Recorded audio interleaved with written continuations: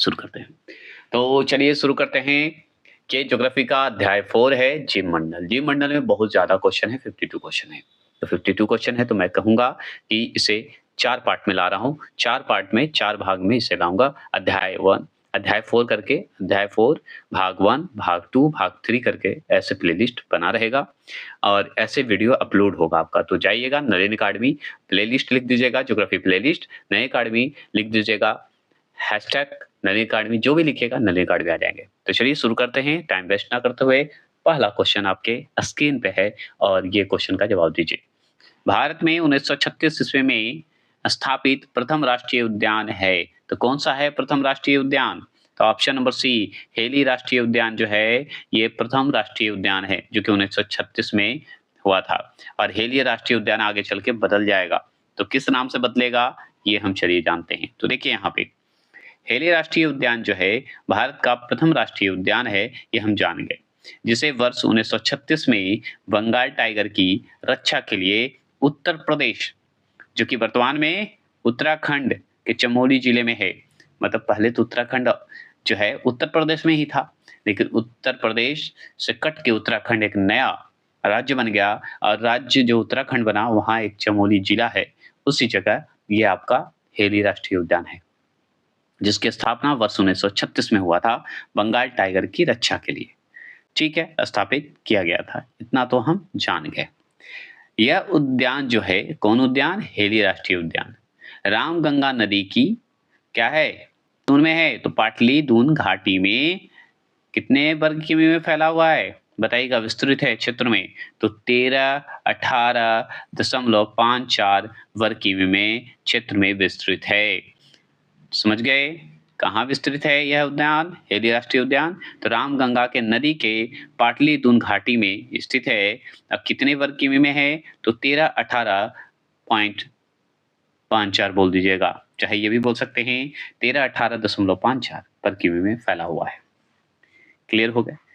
अब बात करते हैं और सुनिए, वर्तमान में इसे जिम कॉर्बेट राष्ट्रीय उद्यान के नाम से जाना जाता है। तो आपसे एक सवाल बना कि जिम कॉर्बेट राष्ट्रीय उद्यान का पहला नाम क्या था? तो वो था हेली राष्ट्रीय उद्यान। हेली राष्ट्रीय उद्यान का नाम बदल के क्या कर दिया गया? तो जिम कॉर्बेट राष्ट्रीय उद्यान कर दिया गया। ये है कहाँ? तो उत्तराखंड के चमोली जिले में। कौन सी घाटी में बसा है? तो पटाली धून घाटी में बसा है। ये हो गए। यह देश का प्रथम जो है बाघ आरक्षित जो है, मतलब बाघ आरक्षित मतलब रिजर्व क्षेत्र है, जो कि कब? वर्ष 1973 में। वर्ष 1973 में, ये जरूर ध्यान रखना है। हाँ, दूसरा प्रश्न है, ये विशेष प्रकार के भौमिक और तटीय पारिस्थितिक तंत्र है। ये विशेष प्रकार के भौमिक और तटीय पारिस्थितिक तंत्र है जिन्हें यूनेस्को के मानव और जीव मंडल प्रोग्राम के अंतर्गत मान्यता प्राप्त है। उपरोक्त विवरण संबंधित है। तो इसमें कौन भाई, जो कि आपको यूनेस्को द्वारा ये मानव और जीव मंडल प्रोग्राम जो होता है, जिसे शॉर्ट फॉर्म में MAB बोला जाता है, ठीक है, इसके अंतर्गत मान्यता प्राप्त मिला है। कौन से पार्क को मिला है बताइए, कौन से अभयारण्य को मिला है? तो ये मिला है जीव मंडल नीचल आरक्षित क्षेत्र है। चलिए इसके बारे में हम जानकारी लेते हैं। तो सुनिए, जीव मंडल नीचल मतलब ये आरक्षित क्षेत्र है, याद रखिएगा। तो जीव मंडल नीचल विशेष प्रकार का भौमिक और तटीय पारिस्थितिक तंत्र है। अब बात करते हैं तो जिसे, ठीक है, जिसे यूनेस्को के, कौन? यूनेस्को के द्वारा, बोलिए, यूनेस्को के मानव और जीवमंडल प्रोग्राम के अंतर्गत मान्यता प्राप्त है। किसको? जीवमंडल नीचल को मान्यता प्राप्त है, याद रखिएगा। जीवमंडल मतलब बायोस्फीयर का मान्यता प्राप्त है। आगे बात करेंगे तो संरक्षित जैव मंडल के विश्व नेटवर्क में जो है भारत के 18 जैव मंडल आरक्षित क्षेत्र हैं, मतलब बायोस्फीयर जो हैं 18 बायोस्फीयर हैं भारत के जो आरक्षित हैं, रिजर्व हैं। समझ गए? अब 12 को शामिल किया गया है, 12 को शामिल किया गया है मानव एंड जीव मंडल के अंतर्गत। समझ गए? यूनेस्को के मानव एंड जीव मंडल के अंतर्गत 12 को शामिल किया गया है भारत का, 18 को है जिसमें 12 को शामिल किया गया है। हो गया, मतलब इसका इंग्लिश में आपका यहाँ पे दिया हुआ है, ठीक है। तो भारत का जो है कितने रिजर्व हैं? जैवमंडल आरक्षित क्षेत्र है 18, जिसमें से 12 जो है शामिल किया गया है मानव एंड जीवमंडल प्रोग्राम के अंतर्गत। तो यूनेस्को के द्वारा ये रखा गया है, ये भी बोल सकते हैं। तो 12 है, तो 12 कौन-कौन है इस प्रकार बताइए? भारत का है सिर्फ, भारत का पढ़ना है तो भारत का है। भारत का 12 जो है शामिल है सिर्फ यूनेस्को के द्वारा। नीलगिरी, सबसे बड़ा बात तो नीलगिरी पहाड़ी, जो कि हमारा कौन-सा क्षेत्र में आता है? तमिलनाडु, केरल और कर्नाटक क्षेत्र में ये नीलगिरी पहाड़ी फैला हुआ है, जो कि बायोस्फीयर में आता है, जीवमंडल में आरक्षित रिजर्व है, मतलब सम्मिलित है। ठीक है? मन्नार की खाड़ी भी देख रहे होंगे, जो कि तमिलनाडु में पड़ता है और ये भी हमारा क्या है? बायोस्फीयर मतलब जैव आरक्षित क्षेत्र है। हमारा सुंदरवन को कैसे भूल सकते हैं, जो कि पश्चिम बंगाल में सुंदरवन क्षेत्र है ना सुंदरवन। तो सुंदरवन तो पहले ही आरक्षित है, समझ जाइए, ये भी याद रखिए। नंदा देवी जो कि उत्तराखंड में है, तो नंदा देवी भी आरक्षित है, जो कि उत्तराखंड में है। अब उत्तराखंड में है, ये हम जान गए। एक हमारा नोकरेक है, जो कि मेघालय में है, ये भी हमारा जैव आरक्षित क्षेत्र है। पंचमढ़ी जो है मध्य प्रदेश में पड़ता है, ये भी हमारा जैव आरक्षित क्षेत्र है। अब तो भाई सिमलीपाल कहाँ है? उड़ीसा में है और ये भी हमारा जैव आरक्षित क्षेत्र है। अचानक मार अमरकंटक, देखिए ये अलग नाम है, याद रखिएगा। अचानक मार अमरकंटक बोल दीजिए, अचानक मार दिया अमरकंटक। ठीक है? तो ये कहाँ है? छत्तीसगढ़ और मध्य प्रदेश, दोनों देखिएगा। अचानक मार कहाँ है? ऐसे बाँट दीजिए, छत्तीसगढ़, अमरकंटक, मध्य प्रदेश। अमरकंटक तो जानते ही हैं, अमरकंटक की पहाड़ियाँ, अचानक मार की पहाड़ियाँ छत्तीसगढ़ में है। ये सब रिजर्व क्षेत्र है, मतलब जैवमंडल आरक्षित क्षेत्र है, ये ज़रूर ध्यान रखना है। बायोस्फीयर रिजर्व है। अचानक मार का नाम सुने तो ये छत्तीसगढ़ टिक लगाइएगा। अमरकंटक तो आप एमपी लगा दीजिएगा, ठीक है? चलिए, ये ऑप्शन पे भी डिपेंड करता है ये सब, ठीक है ना? क्योंकि अमरकंटक का कुछ भाग छत्तीसगढ़ में भी है, ये भी ध्यान रखना है। चलिए आगे बात करते हैं। ग्रेट निकोबार की बात करते हैं, तो ग्रेट निकोबार अंडमान निकोबार द्वीप समूह में है। जैसे ही ग्रेट निकोबार आएगा तो अंडमान निकोबार द्वीप समूह में है और ये भी रिजर्व हमारा है। अब है केरल व तमिलनाडु में एक और है जिसका हम बोलते हैं बहुत अच्छे से अगस्ताय मलाई। अगस्ता मलाई क्या है? अगस्ता को याद रखिएगा, अगस्त को याद रखिएगा, तो अगस्ता या कर दीजिएगा, मलाई कर दीजिएगा। अगस्ता मलाई जो है, ये भी हमारा जैवमंडल आरक्षित क्षेत्र है, जो कि केरल व तमिलनाडु क्षेत्र में है। क्लियर हो गए? और आपका आ गया कंचनजंगा, जो कि सिक्किम में पड़ता है, ये भी हमारा जैव आरक्षित क्षेत्र है, जो कि 12 में से शामिल होता है। एक है पन्ना, जो कि मध्य प्रदेश में है, ये भी हमारा जैव आरक्षित क्षेत्र है। तो 12 हमारे शामिल हैं, 18 टोटल थे, जिसमें 12 आपका है। क्लियर हो गए? तो आपसे सवाल इसमें क्या पूछेगा? बोलिएगा सिमलीपाल कहाँ है? सिमलीपाल जैवमंडल क्या है? जैवमंडल आरक्षित क्षेत्र कहाँ है? तो हम बताएंगे उड़ीसा में है। अचानक मार अमरकंटक कहाँ है? तो छत्तीसगढ़ मध्य प्रदेश में है। निकोबार बताइए, ग्रेट निकोबार तो अंडमान निकोबार द्वीप समूह के है। अगस्ता मलाई बताइए, अगस्ता मलाई बताइए कहाँ है? तो केरल और तमिलनाडु का भाग है। ये आरक्षित क्षेत्र है, बस ऐसे ही याद रखेंगे, ठीक है? यहाँ पे देखिए उपरोक्त कथनों में से कौन से कथन जो है सही है, ये आपको बताना है। तो बताइए, तो इसमें जो आप देख रहे हैं तीनों जो है आपका सही है, ठीक है? मतलब राष्ट्रीय उद्यान की सीमा रेखा विधान से परिभाषित होती है, एकदम सही है। जैव आरक्षित क्षेत्र की स्थापना वनस्पति जात और प्राणी जात की कुछ विशिष्ट जातियों के संरक्षण के लिए की जाती है, एकदम सही बात है। वनस्पति के लिए और आपको प्राणी जाति के लिए, मतलब जानवर के लिए। वन्यजीव अभयारण्य में जो है सीमित मानवीय हस्तक्षेप की अनुमति देती है, मतलब इसमें मानव हस्तक्षेप बहुत कम है, सीमित है। समझ गए? तो ये तीनों जो है कथन सत्य है। अब चलिए इसके बारे में हम जानते हैं। इसके बारे में जानते हैं तो ये बुक जो है बता रहा है, अपने खुद बताएगा। देखिए, बोल रहा है कि राष्ट्रीय उद्यान जो है, राष्ट्रीय उद्यान एवं वन्यजीव अभयारण्य, तो राष्ट्रीय उद्यान वन्यजीव अभयारण्य की स्थापना जो है सरकार द्वारा वन जीव संरक्षण अधिनियम 1972 के तहत या 72 के अंतर्गत की जाती है। कि राष्ट्रीय उद्यान वन्यजीव की स्थापना सरकार द्वारा कौन से अधिनियम के अंतर्गत किया गया?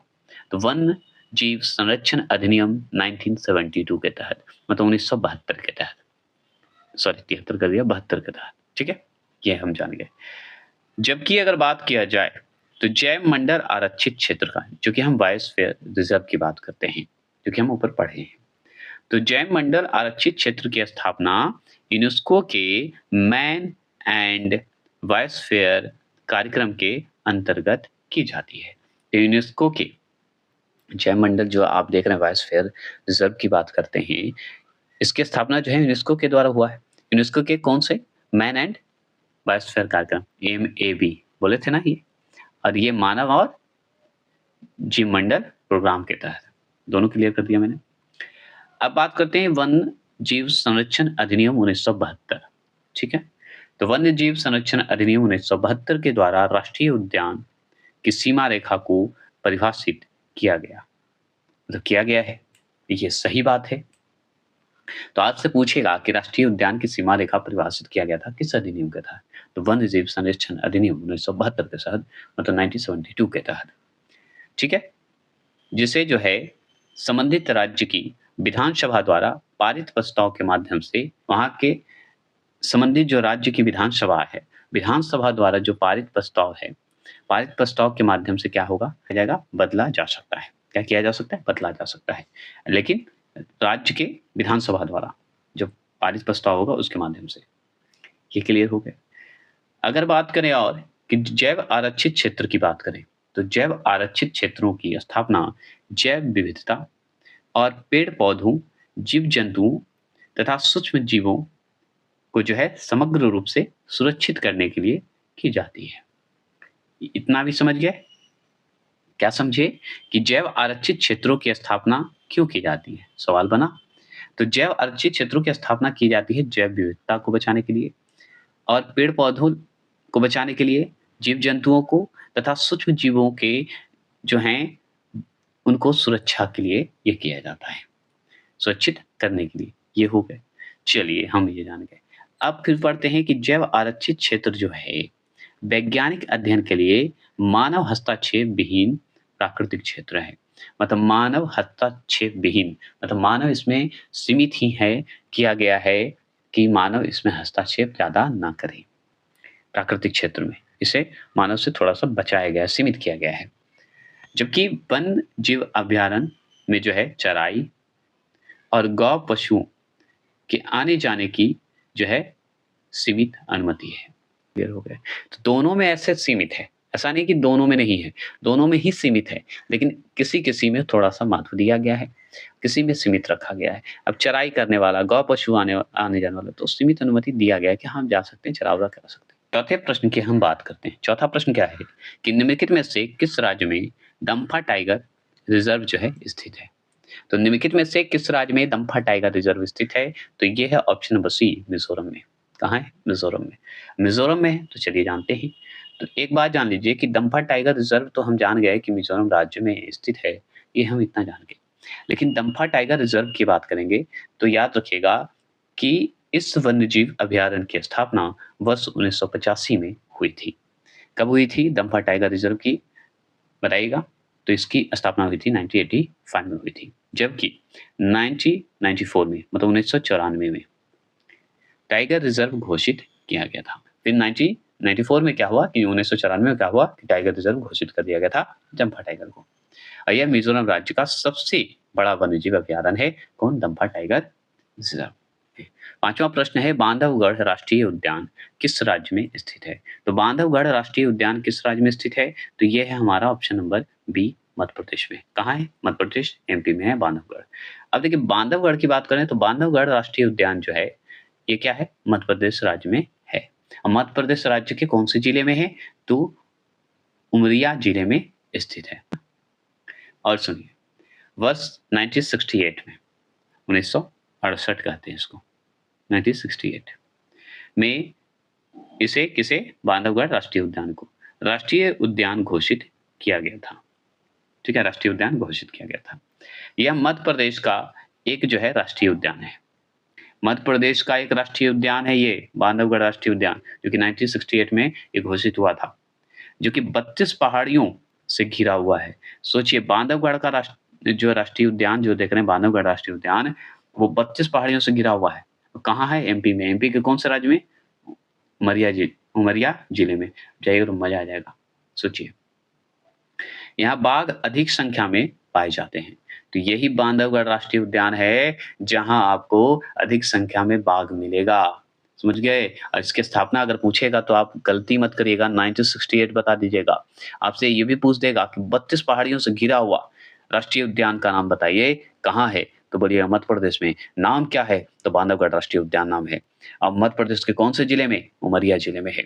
यहाँ सबसे अधिक बाघ की संख्या पाई जाती है, ये भी बोल दीजिएगा। यहाँ सफेद बाघ तथा तेंदुआ भी पाए जाते हैं इसी बांधवगढ़ राष्ट्रीय उद्यान में। बात करते हैं छठे प्रश्न की। भारत का सबसे बड़ा वनस्पति संग्रहालय कहाँ स्थित है? तो भारत का सबसे बड़ा वनस्पति संग्रहालय अगर पूछे तो हम बताएंगे कोलकाता में है, बंगाल में है, ये जरूर ध्यान रखना है। बाहरी आवाज को इग्नोर करिएगा। भारत का सबसे बड़ा वनस्पति संग्रहालय जो है शिवपुर में। शिवपुर कहाँ? कोलकाता में स्थित है, मतलब पश्चिम बंगाल में स्थित है। तो आपसे तीनों ढंग से सवाल कैसे पूछेगा? भारत का सबसे बड़ा वनस्पति संग्रहालय कहाँ है? तो हम बताएंगे पश्चिम बंगाल में। पश्चिम बंगाल में कहाँ? कोलकाता में। कोलकाता में कहाँ? शिवपुर में। बस खत्म। क्लियर हो गया? सॉरी, यह जो है विश्व में बड़े वनस्पति संग्रहालय में से एक है। एक बात जान लीजिए, ये कलकत्ता वाला वनस्पति संग्रहालय, समझ गए? बंगाल वाले ये भी बोल सकते हैं। इसका वर्तमान नाम क्या है पता है इस वनस्पति संग्रहालय का? तो आचार्य जगदीश चंद्र बोस, ठीक है? आचार्य Jagdish Chandra Bose India botanic garden. क्या नाम है? बोटैनिक गार्डन, ठीक है? ये जरूर ध्यान रखना है। तो आचार्य Jagdish Chandra Bose Indian botanic garden नाम है, याद रखना है, जो कि कलकत्ता, बंगाल, बंगाल के कलकत्ता, कलकत्ता के शिवपुर में है। क्लियर? चलिए, पूरा नाम जान लीजिए, आचार्य Jagdish Chandra Bose Indian botanic garden, वर्तमान नाम है इसका वनस्पति का, जो कि क्लियर। यहाँ पे 7वें प्रश्न क्या है? 7वां प्रश्न है कि सरिस्का और रणथंभौर निम्नलिखित में से किसका सुरक्षित स्थान है? तो सरिस्का और रणथंभौर निम्नलिखित में से किसका सुरक्षित स्थान है? तो ऑप्शन नंबर सी, बाघ का, मतलब टाइगर का। अब टाइगर का है तो सुनिए, सरिस्का और रणथंभौर जो है सरिस्का और रणथंभौर बाघ के लिए सुरक्षित स्थान है। कौन कौन? सरिस्का और रणथंभौर। सरिस्का और रणथंभौर जो है बाघ मतलब टाइगर के लिए सुरक्षित है, याद रखना है। अब बात करते हैं कि ये दोनों है कहाँ? तो एक बात आगे जान लीजिए कि ये दोनों टाइगर रिजर्व घोषित हैं। कौन? सरिस्का और रणथंभौर, ये टाइगर रिजर्व घोषित हैं, ये हमेशा भूलिएगा मत। अब अगर आपसे पूछे कि सरिस्का बताइए और रणथंभौर है क्या, तो वहाँ बाघ को सुरक्षित रखा जाता है और बाघ को रखने की वजह से इसे टाइगर जो है रिजर्व घोषित है। ऐसे याद कर सकते हैं ना? याद करने का अपने आप तरीका होता है, कैसे भी कर सकते हैं। आगे बात करें तो रणथंभौर नेशनल पार्क के नाम से हम जानते हैं। तो रणथंभौर नेशनल पार्क को वर्ष 1973 में, कब? 1973 में, जबकि सरिस्का को 1978 में, ठीक है? 1978 में टाइगर रिजर्व घोषित किया गया। समझ गए? मतलब कहने का है कि रणथंभौर जो नेशनल पार्क देख रहे हैं, जो कि टाइगर रिजर्व है, याद रखिएगा इसका घोषणा कब हुआ था कि ये टाइगर रिजर्व होगा? तो 1973 में। और सरिस्का जो जानते हैं, ये भी एक टाइगर रिजर्व है, लेकिन इसका घोषणा कब हुआ था कि ये टाइगर रिजर्व है? तो वर्ष 1978 में, मतलब 1978 में। क्लियर हो गए? भूलिएगा नहीं। अब बात करते हैं रणथंभौर उद्यान की, बात करते हैं उत्तर में जो है रणथंभौर के, तो ये है बनास नदी। क्या है? बनास नदी, ठीक है? और दक्षिण में अगर पूछे रणथंभौर का तो आप बताइएगा चंबल नदी, ठीक है? चंबल नदी से घिरा हुआ है रणथंभौर। क्लियर हो गया? 8वां प्रश्न बहुत ही यूनिक और जबरदस्त क्वेश्चन है कि गैंडों के लिए प्रसिद्ध अभयारण्य कौन सा है और यह किस राज्य में स्थित है, ये बताइए। तो ये ऑप्शन नंबर जो है बी है, काजीरंगा जो है असम में है, काजीरंगा अभयारण्य जो कि असम में है। ये गैंडों के लिए बहुत ही प्रसिद्ध है। अब इसके बारे में चलिए हम डिटेल लेते हैं और समझते हैं कि है क्या। तो सुनिए, ये समझने की बात यह है कि काजीरंगा नेशनल पार्क भारत के उत्तर पूर्वी राज्य जो है असम में स्थित है। और असम में स्थित है तो एक सींग वाले गैंडे के लिए यह प्रसिद्ध है, यह काजीरंगा नेशनल पार्क। ये भी जान गए। तो आपसे पूछेगा कि काजीरंगा नेशनल पार्क जो है किस जानवर के लिए प्रसिद्ध है? तो एक सींग वाले गैंडा के लिए प्रसिद्ध है। और ये किस राज्य में है? तो उत्तर पूर्वी राज्य असम में स्थित है। ये क्लियर हो गए? असम में है। यह जो है भारत में एक सींग वाले गैंडे का एकमात्र प्राकृतिक आवास स्थल है। तो ये काजीरंगा जो नेशनल पार्क देखते हैं, जो असम में देख रहे हैं, यह भारत में एक सींग वाले गैंडे के लिए एकमात्र प्राकृतिक नेचुरल आवास है, घर है इसका, स्थल भी माना जाता है। यहाँ जो है विश्व के, याद रखिए, विश्व के 2/3, विश्व का, वर्ल्ड का 2/3, सोचिए 2/3 एक सींग वाले गैंडे पाए जाते हैं असम में। सोचिए काजीरंगा नेशनल पार्क जो असम है, इसमें 2/3 एक सींग वाले गैंडा पाए जाते हैं। सोचिए वर्ल्ड में, वो भी विश्व के। इसे जो है वर्ष 2015 की बात करते हैं। वर्ष 2015 में यूनेस्को को विश्व विरासत सूची में शामिल किया गया है। तो वर्ष 2015 में यूनेस्को को विश्व विरासत सूची में डाला गया था, जो कि काजीरंगा नेशनल पार्क है। इसे विश्व विरासत की सूची में डाल दिया गया था, ठीक है, यूनेस्को के द्वारा वर्ष 2015 में, ठीक है, शामिल किया गया था मतलब। अब चलिए 9वां प्रश्न की बात करते हैं। 9वां प्रश्न क्या है, सुनिए। निम्नलिखित में से भारत का कौन सा क्षेत्र जो है उष्णकटिबंधीय सदाबहार वन से जो है आच्छादित हुआ है? आच्छादित हुआ है मतलब ये है ऑप्शन नंबर सी, पश्चिमी घाट। पश्चिमी घाट क्षेत्र जो है उष्णकटिबंधीय सदाबहार से आच्छादित हुआ है। आच्छादित का मतलब समझे? आच्छादित का मतलब होता है ढका हुआ या आवृत रूप से हो या छिपा हुआ हो, इस सेंस में होता है, छिपा हुआ होना आच्छादित मतलब होता है। तो देखिए, भारत में उष्णकटिबंधीय सदाबहार वनों का विस्तार जो है उन क्षेत्रों में है जहां 200 सेमी से अधिक वर्षा होती है। तो हम जान गए कि उष्णकटिबंधीय सदाबहार वन जो है ये हमारा उस क्षेत्र में ही होगा जिसमें 200 सेमी से अधिक वर्षा होती है, ये हम जान गए, ठीक है। इन क्षेत्रों की अगर बात करें तो इन क्षेत्रों में अंडमान निकोबार द्वीप समूह, असम, मेघालय, नागालैंड, मणिपुर, मिजोरम, त्रिपुरा और पश्चिम घाट शामिल है। समझ गए? तो आपसे पूछेगा कि उष्णकटिबंधीय सदाबहार से जो आच्छादित है, ढका हुआ है, वो बताइए भारत के कौन से क्षेत्र में है? तो हम जान गए कि ये पश्चिमी घाट में है। और भी हैं, अगर मान लीजिए पश्चिमी घाट के जगह पे ऑप्शन में मान लें अंडमान निकोबार दे दिया, तो अंडमान निकोबार द्वीप समूह होगा, क्योंकि 200 सेमी से अधिक वर्षा वाले क्षेत्र को ही उष्णकटिबंधीय सदाबहार क्षेत्र में रखा जाता है, ये आप जानते हैं, जिसमें अंडमान निकोबार द्वीप समूह है, असम है, मेघालय आपका आ जाता है, नागालैंड आ जाता है, मणिपुर आ जाता है। तो असम, मेघालय, नागालैंड, मणिपुर और मिजोरम को एक तरफ रखिए, ऐसे याद रखिएगा, और त्रिपुरा एवं पश्चिम घाट ये भी शामिल हैं, याद रखिएगा। तो वनों का विस्तार का अगर क्षेत्र बोले तो आपका अंडमान निकोबार में भी है उष्णकटिबंधीय वन, आपका असम में, मेघालय में, नागालैंड में, मणिपुर में, मिजोरम में, त्रिपुरा में, पश्चिम बंगाल में, मतलब पश्चिम बंगाल बोल रहा हूँ, पश्चिमी घाट में। देखिए 10वां प्रश्न क्या है? 10वां है कि अन्नामलाई टाइगर रिजर्व किस राज्य में स्थित है? तो अन्नामलाई टाइगर रिजर्व की अगर बात करेंगे तो हम सी लगा देंगे, तमिलनाडु। ये सही है, अन्नामलाई टाइगर रिजर्व कहाँ है? तमिलनाडु में। और तमिलनाडु है यहाँ पे तो केरल भी होना चाहिए, है कि नहीं? लेकिन तमिलनाडु में क्यों? तो ये तो सोचने वाली बात है, तो चलिए हम जानते हैं, ठीक है।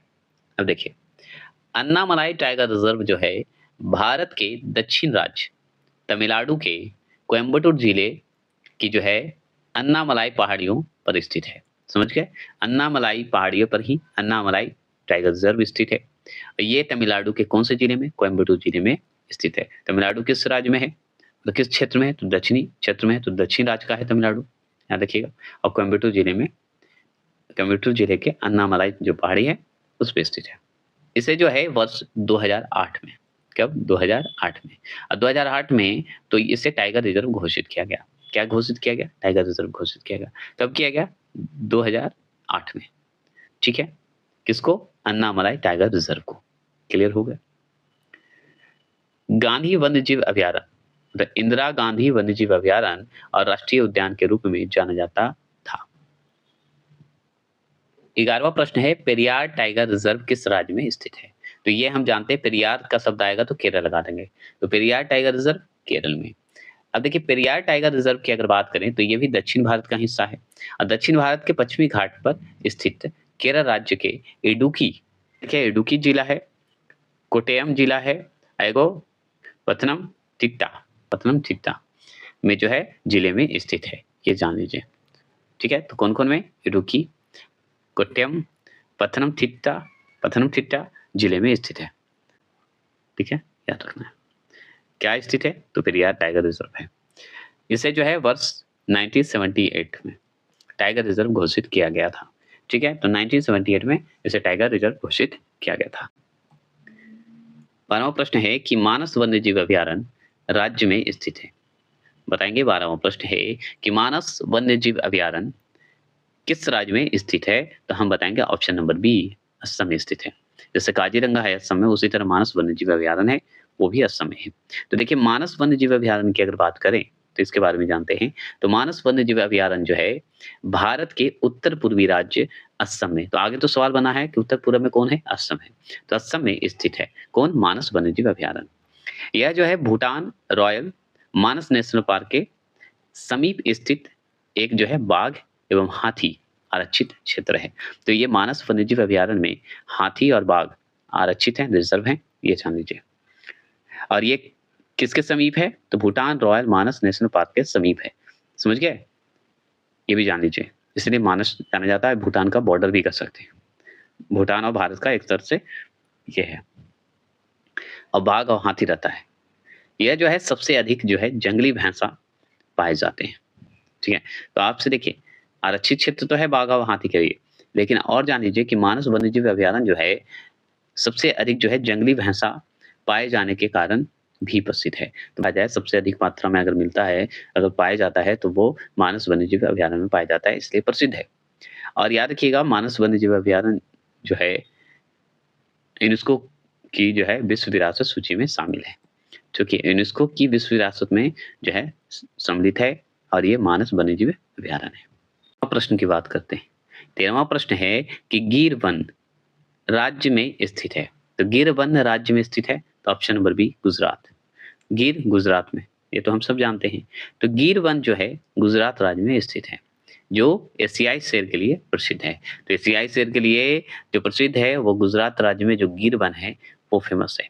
किसकी बात करें? गिर वन की। तो गिर वन की स्थापना कब हुई थी? 1975 में। 1975 में, वर्ष 1975 में। और 1975 में क्या हुआ? राष्ट्रीय उद्यान का दर्जा प्रदान किया था। कौन? गिर वन। तो आपसे पूछेगा राष्ट्रीय उद्यान का दर्जा प्राप्त करने वाला जो गिर वन है वो किस वर्ष किया था? तो 1975 में किया था। ठीक है?